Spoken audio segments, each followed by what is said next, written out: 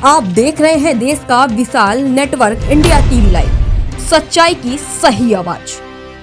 અમદાવાદ ધોળકા કોંગ્રેસમાં ભડકો। ધોળકા શહેર કોંગ્રેસ પ્રમુખ દિનેશભાઈ મકવાણાએ રાજીનામું આપ્યું। ધોળકા નગરપાલિકાના 36 ઉમેદવારોના મેન્ડેટ જિલ્લા પ્રમુખને પરત સોંપ્યા।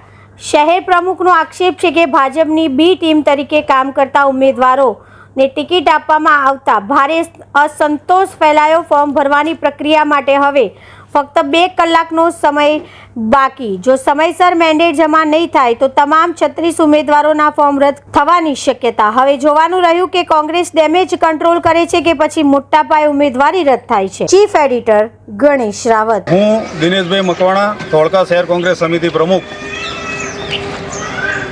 મારું સન્માન નહીં જળવાતા ઉમેદવારો બાબતે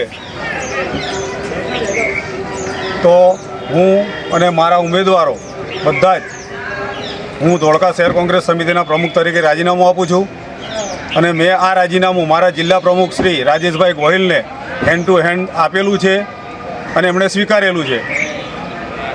અને મારા જ્ઞાતિ સમીકરણના સેટ કરેલા ઉમેદવારો જે ના મળતા મેન્ડેટ ના મળતા હોય તો હું એટલા માટે જ મારા ધોળકા શહેર કોંગ્રેસ સમિતિના પ્રમુખ તરીકે રાજીનામું આપું છું। હું કોંગ્રેસનો વફાદાર સૈનિક હતો, છું અને રહીશ।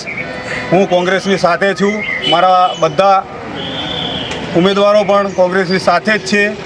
जय हिंद, जय भारत, जय भीम। देश और प्रदेश की खबरों के लिए अभी सब्सक्राइब कीजिए इंडिया टीवी लाइव, साथ ही बेल आइकन को दबाना बिल्कुल ना भूलें, जिससे सबसे पहले खबर आप तक पहुंच सके।